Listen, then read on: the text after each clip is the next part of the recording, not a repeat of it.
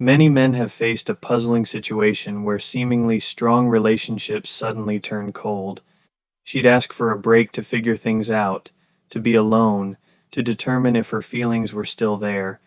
A woman might genuinely wish you well, but her place was no longer by your side. In such moments, looking into her cold, detached eyes, a man would refuse to believe in her complete indifference. He might search for reasons in anything: her offense, his shortcomings, someone else's influence. But accepting indifference was incredibly difficult. And it wasn't just indifference, but something far worse. In this state, a woman could show far greater interest in a complete stranger, be it a random passerby, a colleague, or someone from a dating app, than in you, the person she once called close and with whom she shared a whole history.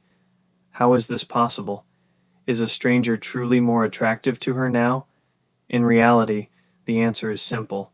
The culprit is, of course, the devaluation effect. What do all breakup stories have in common? A woman leaves not so much you, but what you start to bore her with. What once went unnoticed, had no significance, now causes irritation. Today, I'll reveal the mechanism of this phenomenon. What is the essence of devaluation? How can you recognize it in advance? And what awaits her in future relationships? This is a typical pattern. She doesn't realize it, but you'll understand it now. Devaluation is closely intertwined with pride. The easiest way to elevate yourself is to slightly diminish those around you. Imagine a woman, and around her, a sphere of devaluation. When you first start interacting, you don't immediately enter it. You're beyond this barrier, representing something unknown, something fresh in her life, something that can still be idealized, and you both enjoy the novelty. There's no routine, no daily grind, no other mundane aspects. You are what she doesn't yet possess, especially if there's an element of inaccessibility. Consequently, after some time, during the development of a close, perhaps family relationship, you inevitably fall under the influence of this devaluation. At the beginning of a relationship, there's always a hormonal surge, primarily driven by dopamine. Remember how vibrant your early days were? That's dopamine. And if a man doesn't know how to be effective, he can't satisfy this inner craving of hers. Men often fall into a repetitive scenario. They start a relationship, and after a year, 2, 3, 4, the woman leaves. Then he starts again, and the story repeats. What happens next? In relationships, the subjective feeling of satisfaction is always determined by comparison, just like any other life metric. Let me give you an example. We've all probably heard in the news about how another dollar billionaire lost 70% of his fortune, which drove him to the top of a skyscraper. Essentially, the funds he had left would be enough for him, his children, and grandchildren to live comfortably. That's something many of us only dream of. But for him, it's dust, nothing. Why?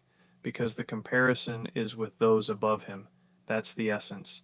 And he, in essence, devalues what he has. The same thing happens with a woman. As soon as the hormonal impulse weakens, she starts comparing with what could be. This could be a boss, a more influential person, someone wealthier, or just someone who genuinely interests her. If we're talking about women who leave for another man when her partner is married, that's the factor of unavailability. Yes, that is, it becomes much more attractive in terms of conditions. A person lives in unfulfillment. In short, he's drawn to scarcity. He craves what he doesn't yet have. Once he gets it, he'll devalue it. And so, the quality and future of the relationship are determined by how the woman will reason. If your ex's focus wasn't on what she wanted, but on what she could get, who she could be with, if she wasn't afflicted by pride and a tendency to devalue, she would understand that she has a genuine reason to wake up and smile every morning. Every morning she would have a sincere desire to kiss your hands for being there, for being real, for not leaving, for not cheating, and for doing everything for the family. Everything. A happy life ahead. Don't devalue what you have. There's no need to reach for something unknown, and for unknown reasons. Stop fantasizing. Stop with Instagram. Stop with all of it. Stop with the slogans of popular psychology. You need to love yourself more so that pride oozes from your ears. None of that is necessary, but it's a certain effort. It requires daily self-hypnosis. Well, if a woman starts operating from a place of scarcity, if she starts comparing with what she doesn't have yet, then of course, right after the infatuation period, which you lose due to a lack of effectiveness, you start to turn into someone boring, uninteresting, dull, and many things become irritating. And this is almost always, almost 100%, completely fabricated reasons. They arise at the level of sensations. Oh, you used to be funny and easygoing, but now you're not like that. Before you, in short, if you ask a woman what she's unhappy with, it will be completely fictitious pretexts. I think you've seen, many of you have seen, when a woman couldn't even find the right words to explain why she wanted to leave you. She sits there and might just be rude to you, just insulting in some way, and you can't connect it to anything. And the whole point is that when she devalues everything about your relationship, primarily she devalues not even you, but her entire life. Do you understand where this hatred comes from? Her entire life, everything she has, and all the failures, all the dissatisfaction. She can't be happy with such a life concept. She can't be happy. And what does that mean? You are the culprit for her not yet getting what she wants. She deserves it. This kind of image starts to appear, which is why you often turn into an enemy. There are situations, most sadly, when a woman with non-obvious problems can live and reason this way. That is, a woman can be comfortable. She's not hysterical, not prone to conflict. Do you know what it looks like? There's simply a period when she's very drawn to you. Then, an imperceptible, invisible decrease in significance. And then, bam, a few hints. And she says, "Well, I'm sorry," and she's gone. Many are interested in why women often return after 6 months, a year, several years. The whole point is that when you fell under devaluation, she is essentially capable of leaving for a person who is worse than you in all respects. Moreover, it must be said honestly that if that very inaccessible, unattainable person is not yet on the horizon, then she thinks about him, she imagines. In fact, even if she leaves into the void, she goes in search of this person. And why does she run from relationships? Why does such a person leave relationships? And why can't she work on relationships? Because the scarcity intensifies. That is, because she is with you or is unavailable. She wants even more, and she wants even more. She won't say it, of course, but it's true. If such a person is found, he sooner or later, absolutely certainly, falls under devaluation. And you, being under devaluation, are already capable of entering that zone of inaccessibility through ignoring or distancing.